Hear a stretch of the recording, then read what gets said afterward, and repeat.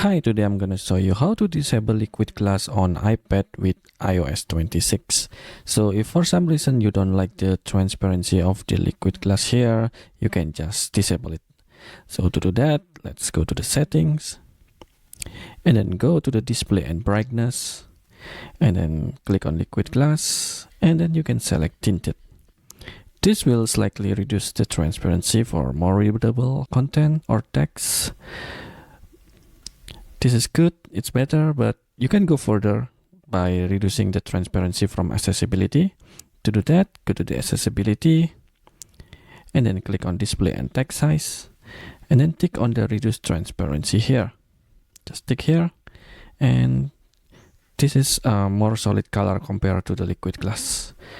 So if you like it this way, you can keep it or you can go back to liquid glass. That's up to you. Alright, I think that's it. Thank you for watching and see you next time.